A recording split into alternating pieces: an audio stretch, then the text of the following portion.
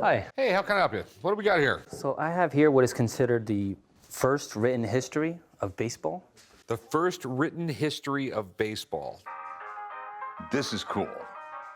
I love how serious they look. God, and I love the mustaches. Super cool. And what year is this?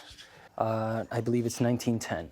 I did some research on the book, and I believe this is the first book that incorporated like biographies of just every major league and former major league player of that era.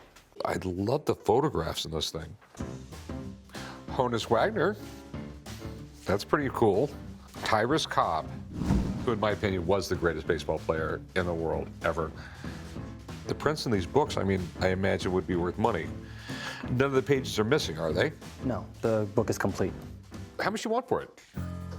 I was looking to get $1,300 out of it. $1,300. Yeah. All right, so I would like to have a few people maybe take a look at it. Okay. Quite honestly, I've never seen this book before. I've never heard of this book. It doesn't mean it's not worth money. It just means I haven't heard of it. So do you mind if I give someone a call, take a look at this? Yeah, sure, absolutely. It's a cool book. It came out in the early 1900s. It's packed with photos. Do you mind if I open it up? Yeah, sure. Go ahead. So you've heard of the book? Yeah, I've definitely heard of the book. In the sports collectibles world, this is definitely considered the baseball Bible. It's signed by the author, and he's got a PSA on it, so we know that's good. Yeah. Alfred Henry Spink established the Sporting News. It was considered the first baseball newspaper that came out, into the public. Okay. What do you think it's worth? I think in a retail market, you're looking at $1,200. Okay. I just want one more person to look at it, because this is sort of weird. It sort of crosses two lines. We have like the sports world and we have like the book world. And just bear with me. I just want one more person to look at it. I'll be right back. All right. Hi, Rick. How are you? She's the book nerd. Oh, okay. I prefer book expert.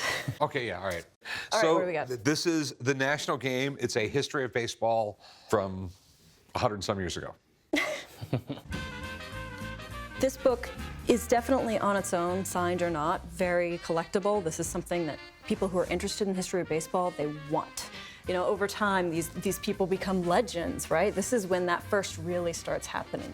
It's a myth-making book, right? Where you're finally being able to look back upon all of these formative years. Instead of being like in the rough and tumble of it, you're saying, oh, remember when this happened and that happened? Yeah. And you start shaping the myth of what baseball was, and it becomes bigger and grander. But I do want to look at condition, though. With a book like this, condition is really important. It looks well read.